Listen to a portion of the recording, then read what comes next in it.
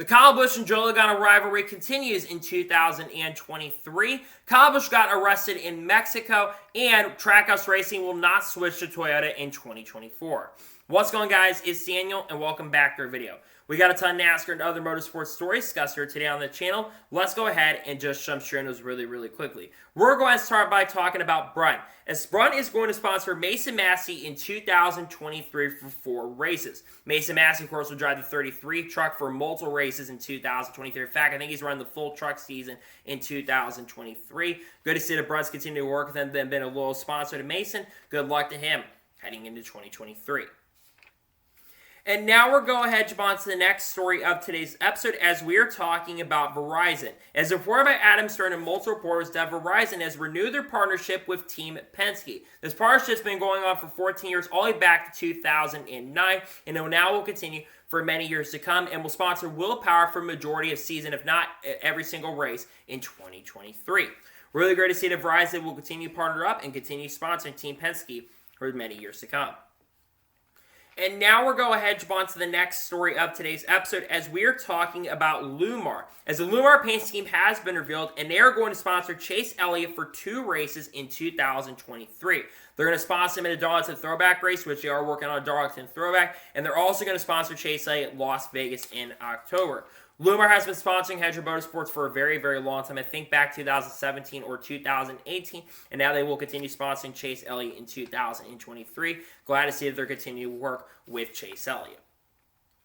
And now we're going ahead to jump on to the next story of today's episode, as we're talking about the Talladega Truck Race, as it has a title sponsor. So the title sponsor is going to be called the Love's RV Stop 250. Love's has a pretty big partnership with the Truck Series and also Front Row Motorsports, which we'll get to them later in this episode. But really glad to see it has a sponsor, and that will be called the Love's RV Stop 250. Really glad to see it's got a sponsor. And now we're going ahead to jump on to the next story of today's episode, as we're talking about the Digital Dash. As Spencer Boyd put out a tweet on his Twitter page on Monday showing that the Truck Series will now have a Digital Dash in 2023. Up until this year, the Cup Series was the only series to have a Digital Dash. Now it looks like the Truck Series will join in 2023 with a Digital Dash. And it's unclear if the Xfinity Series will have a Digital Dash heading into 2023. But it's really good to see now they've got a Digital Dash. It makes a lot of sense to give the drivers in the Truck Series a little bit of experience, especially when they do decide to go up to the Cup Series in the long-term future. It makes a lot of sense, and glad to see that they have a Digital Dash heading into 2023. And now we're going ahead and jump on to the next story of today's episode, as unfortunately we're taking this episode to a very sour note. Tragedy struck the NASCAR community on Monday, as Jarrett put out a tweet basically saying that unfortunately his mother, Martha Jarrett, unfortunately passed away. Martha Jarrett, of course, is Dale Jarrett's mother and also the wife of Ned Jarrett. My prayers and condolences do go out to the family during this time. I'm thinking about the family currently at the moment, and I'm wishing the family the best of luck. My prayers and condolences go out to the Jarrett family. And now we're going ahead to jump on to the next story of today's episode, as we are talking about the Busch Light Clash. Now, there'll be a couple things to talk about from the Busch Light Clash, but first thing we're talking about is some Getty Images that Adam Stern reported on. I really love these Getty Images that are reported. It looks really clean, really crisp. You see Wiz Khalifa on here. You see a lot of really cool things about the Busch Light Clash, and honestly, I think these Getty Images do look really awesome, and the pictures look really good. We'll see what happens with Busch Light Clash going forward, but I do love these images. And now we're going ahead to jump on to the next story of today's episode, as we're talking about Ben Kennedy. Now, Ben Kennedy put out a thread around the Busch Light Clash, talking about the event of the Busch Light Clash. And this is a really cool thread talking about the event, talking about the culture, and all that kind of stuff around the Busch Light Clash. Honestly, it is really cool to see they have the president or someone who's a higher up in NASCAR who is really transparent and able to talk about this event in general. Because we've seen a lot of criticism for the Busch Light Clash, and there's definitely criticism for the event for sure that is deserved, but it's really on the drivers more than anything else. And I really don't blame the event, because I thought the event was really cool. But if you want to go check this thread out, it's a really insightful thread, and it's one thing why I'm really excited for the future of NASCAR, because you get guys like Ben Kennedy, which we haven't seen a lot of the leadership come out and be transparent as guys like Ben Kennedy have been. So I really love the transparency. I think it's a really cool transparency, and glad to see that he was very transparent about this event. I think it's really awesome and really exciting. And now we're going to head on to the next story of today's episode as we're talking about North Wilkesboro. As the music acts for North Wilkesboro's All-Star event have been officially revealed. The music acts are going to be Chase Rice and Midland, who will perform on Friday night before the All-Star race takes place. A little bit of fun facts, Chase Rice was actually in NASCAR back in the day and was a two-time champion pit crew member, was on Survivor, and also releases country music as well. Midland, of course, a band from Texas. Their music's pretty good in my opinion, and I think it makes a little bit of sense for the North Wilkesboro area, but you sometimes also do have to branch out. But with it being in North Wilkesboro, it does make a lot of sense. So cool to see Midland and Chase Rice are going to be performing. Don't get me wrong, I would love to see maybe some different diversity for this event, but I think with it being in North Wilkesboro, it does make a little bit of sense, and honestly, it does make for sure some sense. And now we're going to jump on to the next story of today's episode as we are talking about the Cars Tour. As it was announced yesterday that the Cars Tour will have all 19 of their races broadcast on Flow Racing. This is really huge for the Cars Tour. Of course, the Cars Tour got purchased up by 4 people: Jeff Burton, Dale Jr., Kevin Harvick, and Justin Marks. And they've been making some big moves over for the Cars Tour. Flow Racing, of course, will broadcast a lot of the events going into 2023. And to be perfectly honest, I think this is absolutely great to see that it'll be broadcast on Flow Racing. And to have the Cars Tour on Flow Racing is absolutely huge. It's a fantastic broadcast partner for sure. And overall, this is absolutely huge for the Cars Tour and generally broadcast on Flow Racing. So it's a big win in my opinion, and glad to see it will be on Flow Racing in 2023. And now we're going ahead to jump on to the next story of today's episode as we're talking about Ryan Preece. Now, Kelly Crandall put out a really, really awesome interview about Ryan Preece. Basically, he is really excited for 2023 and is looking forward to the challenges. Ryan Preece, of course, driving for Stewart Racing on a full-time basis in 2023. Had a very impressive performance at the Busch Light Clash where he was leading last and had one of the best cars in the event before, unfortunately, some fuel pump issues came into play near the end of the event. But I think Ryan Preece could genuinely this year have a really big breakout season. I think he is going to actually be the best performer in the 41 car since Kurt Busch was in the car in 2018.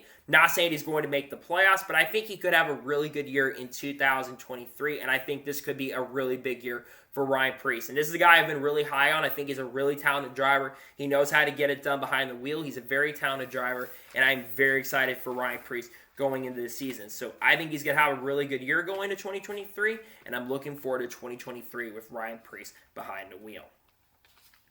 And now we're going ahead and jump on to the next story of today's episode as we're talking about Justin Haley. Now, Justin Haley, of course, who of course was really, really fast in the LA Clash race and has been really fast in some races in the past and really fast earlier this year, was fast in his heat, qualified on the pole for the Clash. He flew back to Florida and won the UMP Modified race, I believe, on Monday evening, went back and won the UMP Modified race. This is absolutely incredible to see he did that. He goes to the Clash, races in LA, comes back to Florida. Of course, Speed Weeks are beginning next week. Come back to Florida and race the UMP Modified and wins. This is really, really cool to see Justin Haley get it done and be really, really, really good. And just shows that he's committed to going out there to race. Also, Celsius, I think, sponsored that car, which is a big factor why he was in the event. That being said, though, I think this is really great to see that he went out and won in Florida in a UMP Modified. I think it's really awesome to see and glad to see he was able to win the event. And now we're going ahead and jump on to the next story of today's episode as we're talking about Jason White. As it was announced yesterday that Jason White is going to drive the one truck for Tricon Garage in the season opening truck race at Daytona. A little bit backstory on Jason White. Jason White competed in the Truck Series in the mid-2010s in the number 23 truck for Joe Dinette's organization and was a very underrated driver in the Truck Series. He also raced not too long ago, about a year or two ago, for RSS Racing, had A-Game sponsorship, but now will drive for Tricon Garage. This is a really awesome and a really good opportunity for Jason White going into the season because Jason White's got a really strong truck. I think Tricon Garage is going to be very, very fast as well. I think he's got a shot to get it done, especially if he's still in the event near the end of the race. I think he's going to have a really good chance and a really good shot to be competitive, and I think he could have a pretty good run in the Daytona season opener. Could be one to watch in the event. We can see what Jason White can do, and I'm excited to see that Jason White will be driving the one for Tricon Garage in the event. I'm excited to see he'll be driving for Tricon, which means for Daytona, you're going to have the one 41 truck driven by Jason White, 5 by Dean Thompson, Corey Heim in the 11. You'll see Sammy Smith in the 17, and also, I can't remember the other guy that's running the event, but really good to see regardless to see, and someone else, can't remember exactly, but you'll see Jason White drive the 1 for Track On Garage. And now we're going to head on to the next story of today's episode as we are talking about Travis Pastrana. As it was announced yesterday that Travis Pastrana is going to drive the 41 for Nice Motorsports in the season opening truck race at Daytona. Obviously, Travis Pastrana is going to be attempting to qualify for the Daytona 500 in the number 67 car for 2311 Racing.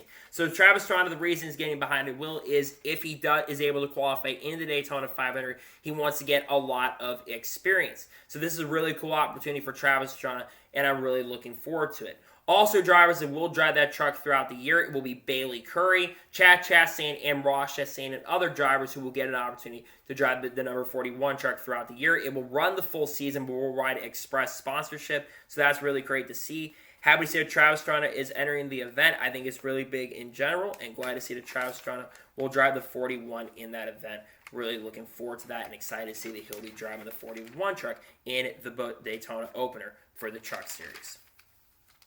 And now we're going to head on to the next story of today's episode as we are talking about Logan Sergeant. Now, Adam Stern put out a tweet around Logan Sergeant's comments about F1's growth and catching up to NASCAR. And basically, he reported and says that F1 is en route to overtake NASCAR as the most popular form of motor racing in America, Logan Sergeant believes. Now, I'm going to say one thing is that there is a yes and a no in this situation. First of all, is Formula One growing in the United States? Absolutely. In fact, Formula One is the fastest growing motorsport in the United States currently at the moment. And one thing that Formula One has going for it is a younger demographic. NASCAR's fan base is definitely aging, and IndyCar doesn't have a big fan base at all. Here's the problem with these comments from Logan Sergeant. Even though F1 is growing in the United States, they're only averaging about 1.2 to 1.3 million viewers on a given race, and sometimes even just maybe a little over a million viewers. Sometimes even Xfinity Series races are beating these events. So while I do agree that you're definitely seeing a growth of Formula One for sure in the United States, I don't think that as of now, I think it's going to be at least another 5 to 10 years.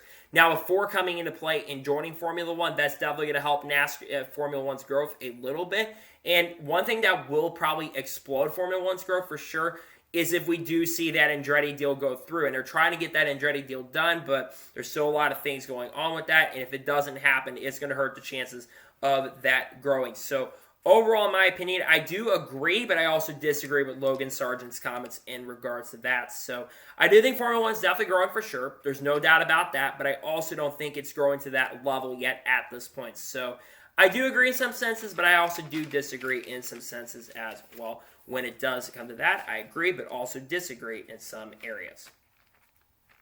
And now we're going to head on to the next story of today's episode as we are talking about the Busch Light Clash TV ratings. Now, of course, every single week we have a race. Adam Stern or other reporters put out the TV ratings. And according to him, Fox earned a 2.01 rating and 3.647 million viewers for Sunday's second edition of the Busch Light Clash LA Coliseum.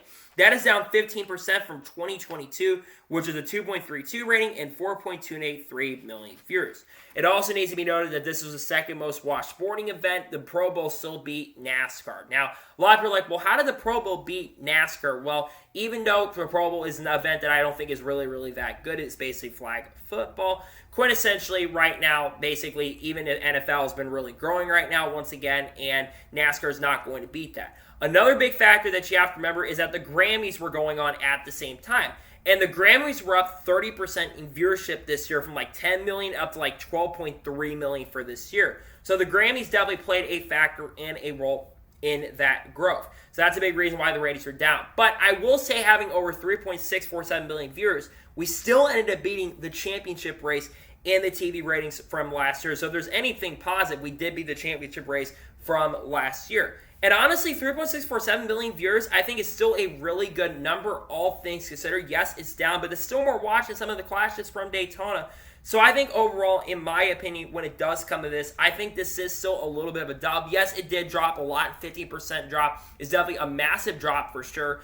But at same token, same time, I still think this is good, at least the ratings were solid. I don't think they're absolutely perfect by any stretch of the imagination. But when you have competition like the Pro Bowl, yes, I don't think the Pro Bowl, like I said, is good. But when you have the Pro Bowl still on, NFL's been growing. And also, of course, you had, like I said, the Grammys, which played a role into that. So while I do understand people's frustration with that, in my opinion, I think it's still good that over 3.647 million people ended up tuning in. I still think that's a pretty good number overall, to be perfectly honest with you. And now we're going ahead and jump on to the next story of today's episode as we are talking about Colby Howard. As it was announced last night that Colby Howard is going to drive the 9th for CR7 Motorsports in 2023 on a full-time basis. I kind of knew this was coming, had some insight on this basically a couple days ago, and a lot of people have been kind of talking about this, but I kind of expected Colby was going to drive full-time for CR7 Motorsports. Now, Colby Howard obviously is a driver who's driven in the Truck Series and also drove in the Xfinity Series the last couple of years. Drove for McAnally Hillman Racing last year, lost his ride due to the basis of the fact they've got Jake Garcia full-time this year, and also this year they do have Christian Eckes joining the organization as well. I think Colby Howard is definitely a talented driver. He's not like the greatest driver in the world, no doubt about that. But Colby Howard did have at times some really good runs. I remember at IRP where he was running in the top 10 and unfortunately got turned by Carson Hocevar. I remember other races where he was really, really quick and really, really fast, and unfortunately some things got in his way. I remember Kansas in the summer especially where he's running top 5 and top 10 in that event throughout. So there was times where Colby really showed his stuff and really showed his skills. I don't expect him to perform absolutely incredible. The only time we've ever seen CR7 Motorsports be extremely competitive was when Grant Enfinger was behind the wheel of that truck. And let's be honest, Grant Enfinger is a very underrated driver and one of the most underrated drivers in the history of NASCAR right now. But I think it's really cool to see that Colby's getting an opportunity. I think the goal for Colby is to try to finish top 20 in points. I know last year CR7 kind of struggled with Blaine Perkins, but I do think this is a really cool opportunity and a great opportunity, and glad to see that we're going to see Colby Howard drive full-time for CR7 Motorsports. This is an awesome opportunity, and glad to see that he will be driving for the team in 2023. This is still really cool to see that he'll get full-time. We have CR7 Motorsports. I think he could have a good year. And now we're going ahead and jump on to the next story of today's episode as we're talking about the Ty Gibbs Fire. Now, NASCAR has finally responded to the Ty Gibbs Fire situation. Now, if you're watching the Cup Series practice from the Busch Light Clash, I think it was in the second session or the first session of group number 3, Ty Gibbs' car basically caught on fire. Basically, it just completely exploded in the car. And there have been a lot of people thinking that the explosion came from the rocker box. Well, according to NASCAR, they say the Ty Gibbs Fire at the Clash was a result of improper muffler installation. Now, obviously, NASCAR is not going to 100% take responsibility for the incident because they're known for kind of deflecting blame in a lot of situations. So they're kind of known for deflecting blame. So I'm not surprised that they are, in a sense, in essence, going ahead and deflecting blame on this situation. Because if you want my opinion, yes, it may have been improper muffler installation, but you guys gave these teams these mufflers, so they don't exactly know sometimes. That being said, one thing is I'm glad Ty Gibbs is okay, because we're going to talk about the next-gen car here in just a little bit.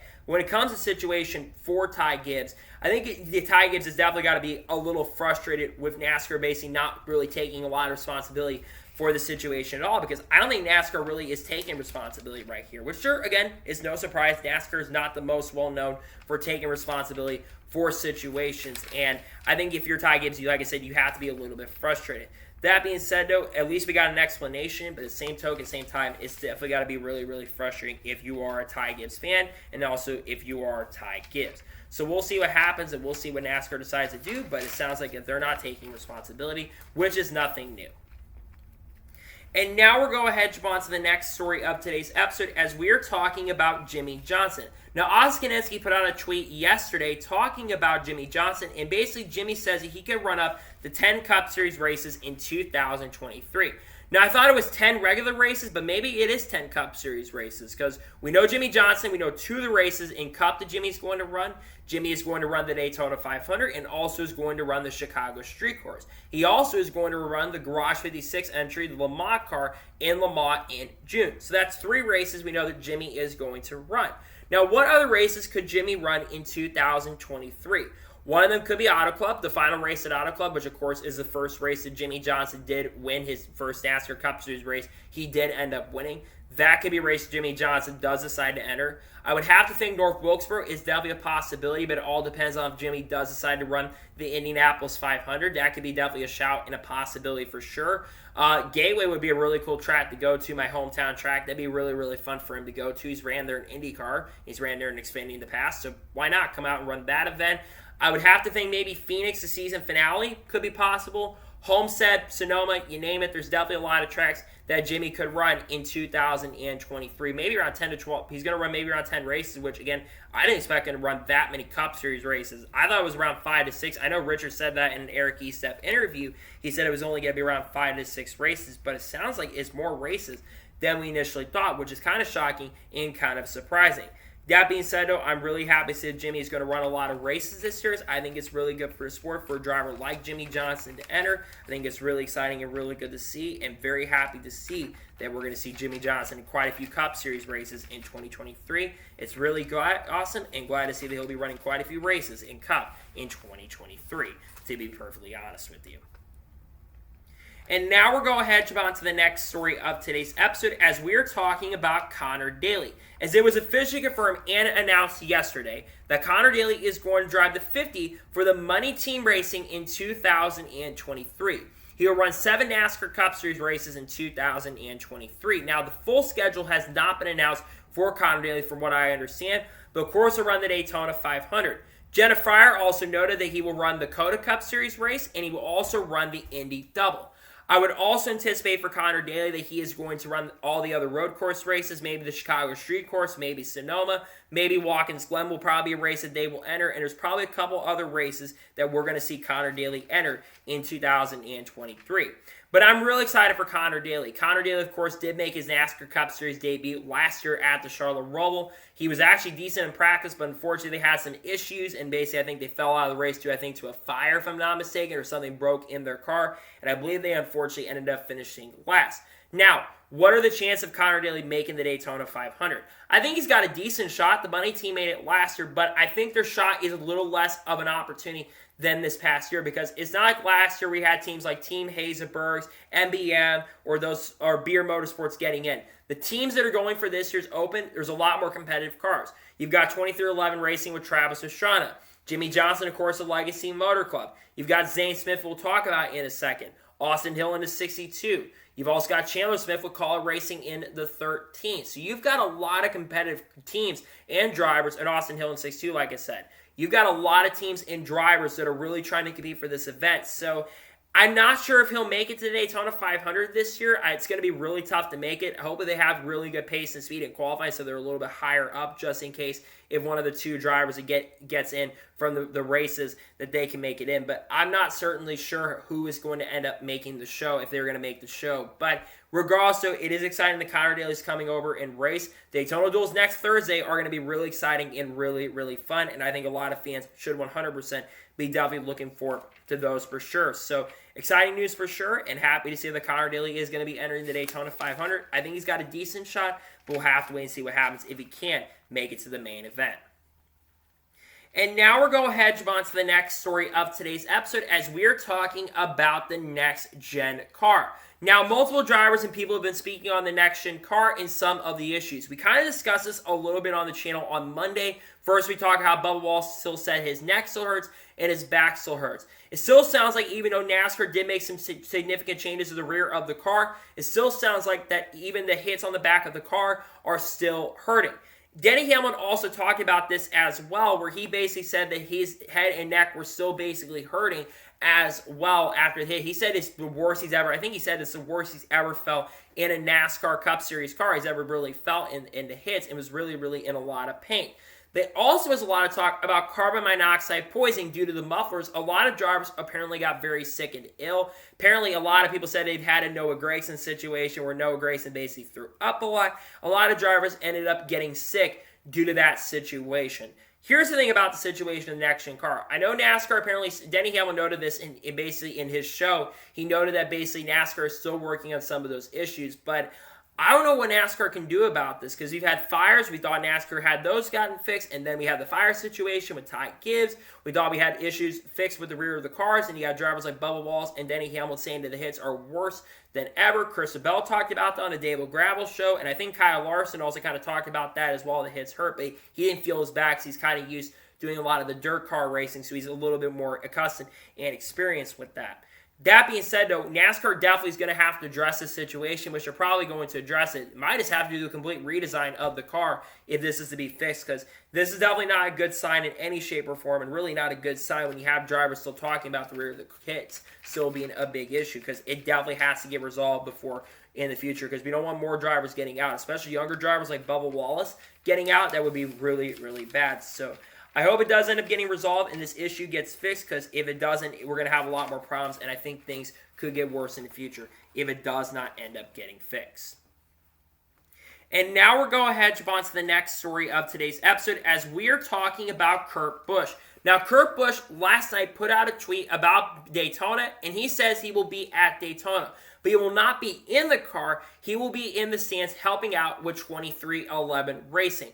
Now, Kurt Busch is obviously wanting to get back and race in NASCAR 2023 on a part-time basis, but he still has to be cleared by the doctors. And he's still working on trying to get medically cleared to come back to the racetrack, but at this time, right now, at this point, he is still not medically cleared. Like I said, he's still working on trying to get medically cleared, but he's right now, at this point, still not cleared to get back onto the racetrack, which is really, really disappointing. But it's good to see that Kurt Busch is still working with the team. He's probably giving insight to Bubba Wallace and Tyler Reddick. I think Kurt Busch working with the team and helping the team out a lot. He was really helping out Billy Scott, helping out the crew chiefs at that team. Buddy Barker's with them at the LA Clash, and was really trying to help them out, which is a really, really good thing for the team. Having someone like Kurt Busch be kind of like a driver coach and help out 2311 Racing, help out both Bubba and Tyler Reddick, is a really, really good thing for the team, because you look how fast they were at the Clash. I know Bubba Wallace kind of fell back and got turned by Austin Dillon, but basically Bubba Wallace was still really, really quick and had one of the fastest cars in the event, a top 2 or top 3 car. Restarts killed his chances, and Reddick still also had a pretty solid car as well. Bubba was definitely better in the event. But having Kurt Busch to really help and be an inside for the team is really, really huge. And I think, honestly, he should be a higher up, one of the owners of the team at this point, because I think that would be really big for the team if he did become one of the higher ups at the team. So really great to see for sure that you're going to see that going into this year. Seeing Bubba basically see Kurt Busch still working with the team, I think is really, really big in general for the sport. I think it's really, really exciting, really insightful, and very happy to say that we've seen Kurt Busch there, and glad to see that Kurt Busch is still continuing to work with the team, and glad to see he will be at Daytona in 2023, helping to work with the team. And now we're going ahead and jump on to the next story of today's episode, as we're talking about Zane Smith. Now, it was officially confirmed yesterday that Zane Smith's 2023 Daytona 500 ride. So Zane Smith is going to drive the 36 car for Farmer Motorsports in the Cup Series race at the Daytona 500. But there's more to this story, as it was also announced yesterday that Zane Smith is going to drive the 38 car for 6 Cup Series races in 2023.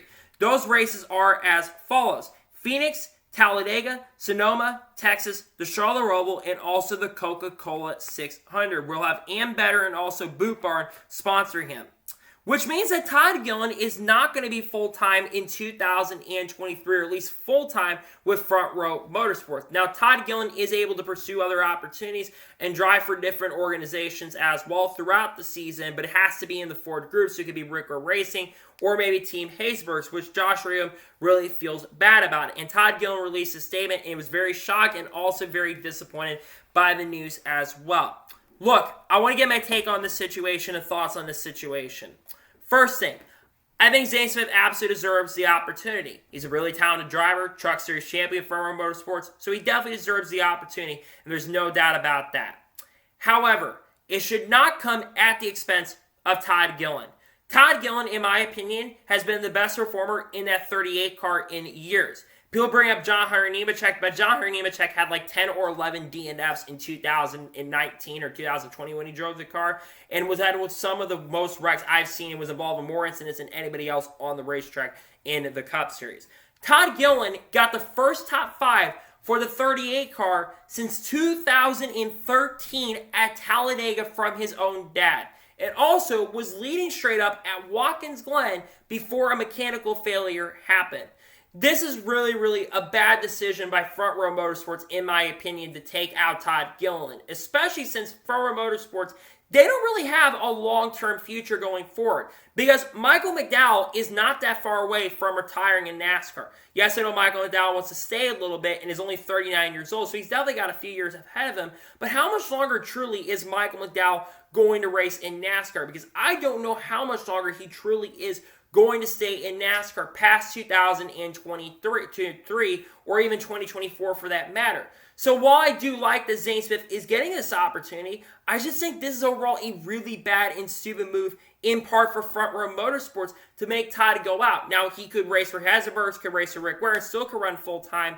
But I'm telling you right now, there's a good chance and a very good possibility that you're not going to see Todd Gillen in Front Row next year. I know it's due to sponsorship and stuff, and I know that's how it works with sponsorship and all this stuff. But man, it's just really frustrating to see a driver like Todd Gillen, who's clearly talented, who knows how to get it done behind the wheel, unfortunately get put side of the wheel for Zane Smith. And this is nothing new for Front Row. They've had a revolving door of drivers, and yes, Todd's going to run most of the year, but they basically have had, David Reagan in there. Then they had Anthony Alfredo, or John Hunter. Then you had Anthony Alfredo and Todd Gillen, and now you've got Zane and Todd basically splitting the ride. It's just kind of disappointing to see and really frustrating for Front Row Motorsports' part. And I wonder why their team cannot be as competitive because they make moves like this. To me, this is a really, really bad move on Front Row Motorsports' part, and I think this is overall just a really frustrating move. I understand why they want to give Zane the opportunity, and I know it's sponsorship and stuff, but man, sponsorship funding should be the lacing, and that's why they're trying to change the business model, which I hope it does for the better, because this is really frustrating and kind of a little bit infuriating at the same time, in my opinion. And now we're going to go ahead and jump on to the first of three major stories in today's episode as we are talking about Kyle Busch. Now, we talked about this on the channel yesterday or a couple days ago, but Kyle Busch was arrested in Cancun in late January for having a gun in his bag. Now, it was a .38 revolver or 38.830 caliber gun, which is a pistol. He had his pistol in the bag and ammunition. Kyle Busch did release a statement in the situation. Basically said he forgot that it was in a bag, and he basically said everything seems sorted out. Now, there is a little bit of an update to the situation that I did not report on, but Bob Pockers noted that since he did notify NASCAR within 72 hours of the situation happening, he will not be suspended. Now, he still has a 3.5-year charge in Mexico currently at the moment. He still has to serve there. If NASCAR goes there, he probably would have to stay in the United States, but he did basically pay the money, the pesos, or how much money he basically does have to pay. So he should be good to go on that front in that aspect. What basically happens is just something that's happened in Mexico probably in the past many different times. It's happened a lot of people in the NFL have had this happen. A lot of people in the NBA have went to Mexico, have had this happen before. So it's nothing new that basically has happened. Now, Mexico law is different than the U.S. law. He didn't check Mexican law, which probably he probably didn't have time to check Mexican law before he went to Cancun. But he's traveling with his family, and I can't really blame him for basically taking it and basically protecting his family. I really can't blame him. So it's a really unfortunate situation, really what happened in a sense, but also same token, same time, I can't really blame Kyle Busch for trying to basically protect himself. So I did not expect to be talking about this in 2023 where he actually was arrested, but luckily he did pay the money and he's back here in the United States. So there's no replacement. He's staying in the U.S. and he will basically try to go compete for a championship this year with Richard Childress Racing. So just already a crazy start to 2023. We've seen a lot of crazy stories for sure, but glad to see everything's kind of gotten straightened and sorted out, and glad to see that everything has in general been sorted out with Kyle Busch. At least, so he's back here in the U.S. He'll be competing for a Cup Series championship, and glad to see in general everything has gotten straightened and sorted out. So glad to see everything has been sorted out in some essence. So, but if NASCAR goes to Mexico, he can't go there and race. It will likely have to have a replacement. And now we're going ahead and jump on to the next major story of today's episode as we're talking about Trackhouse Racing. Now, I've not seen a ton of people talk about this story, but it was basically reported by Nextline PR that Just Mark says that they are not interested in switching manufacturers from Chevy to Toyota and are fully committed to Chevy on the long term. Now, the reason they were asked about this is because Toyota is talking about trying to get a bunch of teams and expanding their program heading into 2024. We also do know that we have a lot of Ford, that Ford is also trying to do the same thing, and they're trying to recruit a bunch of teams from different manufacturers for 2024.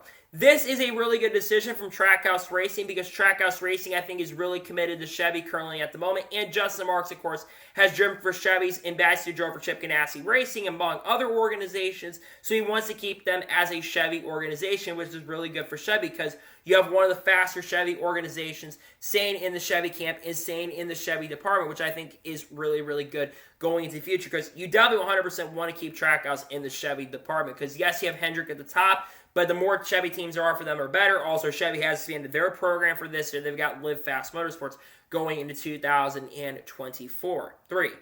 But there are teams that could switch to Toyota in 2024, so let's discuss about that. What teams could switch to Toyota in 2024? One teams that I could absolutely see switching to Toyota maybe is Front Row Motorsports. Front Row, there's rumors that Front Row was going to be switching to Toyota in the past. I know they have an alliance at RFK, but Front Row could be a team that switches to Toyota. What about Ricker Racing? Ricker Racing's driven Toyota in the past. I know they've got a alliance at RFK, but what if they switch over to Toyota? That's a big possibility for sure, and that could definitely happen heading into 2024.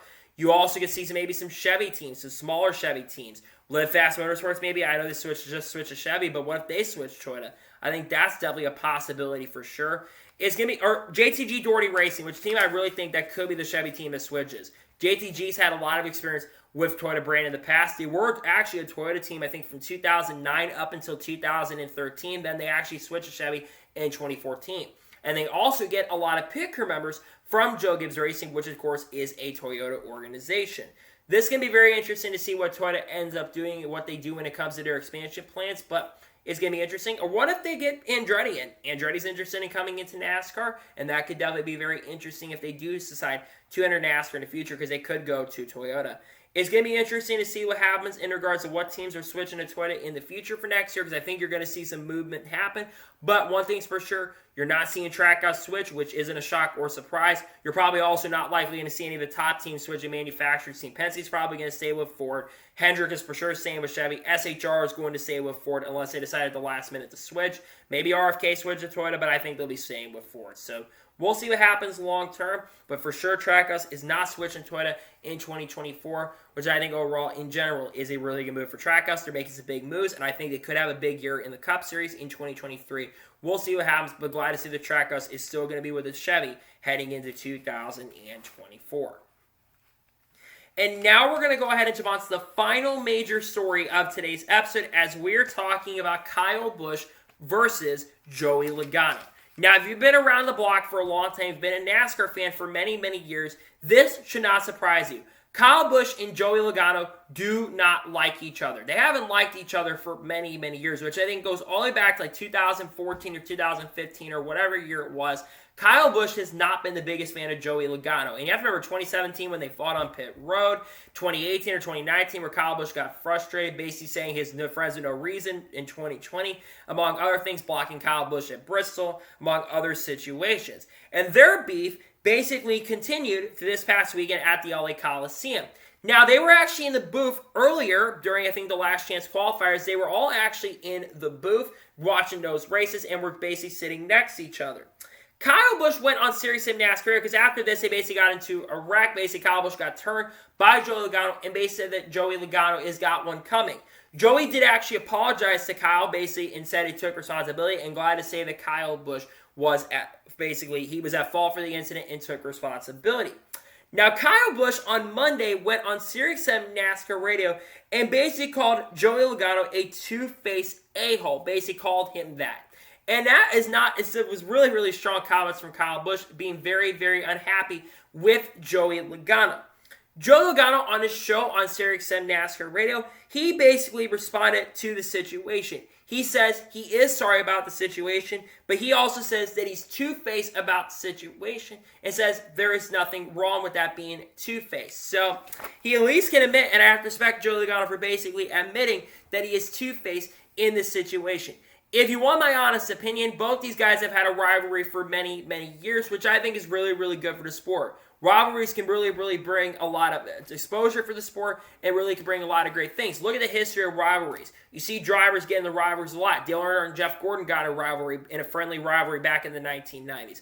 We've seen other drivers get into rivalries. Kyle Busch has had it with Brad Keselowski for many, many years. Most recently, Ross Chastain and Denny Hamlin have gotten into rivalries. Even in-house rivalries between Chase Elliott and Kyle Larson have happened. So rivalries are nothing new in the sport. And both these guys have had a rivalry for many, many years. They've gotten into fights. They've had comments against each other. They've said things about each other. And at least you got to respect Logano for expecting that. Now, do I think that we're going to see this continue throughout the year? Absolutely. I think the fact that Kyle Busch is a rejuvenated driver, and with him being a new team, I really believe that Joey Logano and Kyle Busch are going to get into it a lot more consistently, and I think you're going to see both of them have some conflict throughout the year. And I think you're going to see quite a few fights. You're going to probably see a fight this year between the two of them, which wouldn't shock or surprise me. But Joey Logano is also probably going to get in fights with other drivers the way he drives, because he can definitely drive like an a-hole sometimes. And I'm not the biggest fan of Joey Logano. I think he's a very talented driver, but sometimes Joey Logano races because he's a nice guy,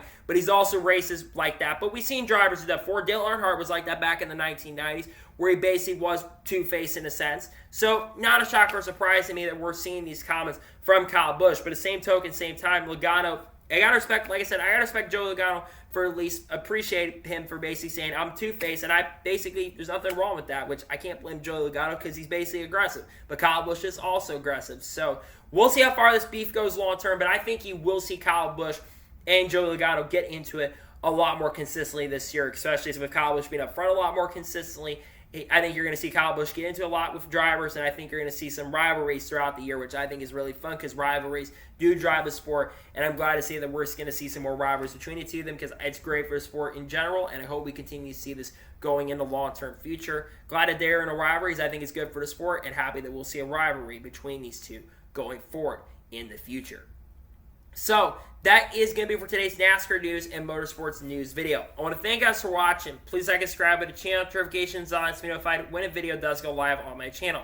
Follow me on Twitter, Facebook, and Instagram, as for me on Patreon as well. Links description below with that, and comment below your thoughts below on today's video. What are your thoughts about the Joey Logano and Kyle Busch rivalry? Let me know in the comments below. And what are your thoughts about Trackhouse Racing not switching Toyota and Kyle Busch getting arrested? Let me know in the comments below. Tomorrow on my channel, we're going to have something, I'm not sure exactly what. On my second channel, I'm going to have Super Bowl picks, but I'm not sure exactly what's going to be on this channel. Just make sure to subscribe and tune in because there's going to be some content on the channel that is on the way. And of course, on Friday, NASCAR news videos. Saturday, we'll have something, and Sunday, I'm not sure will be on the channel. We'll just have to wait and see.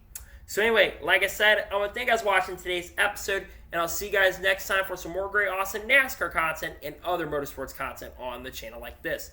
Take care, everybody.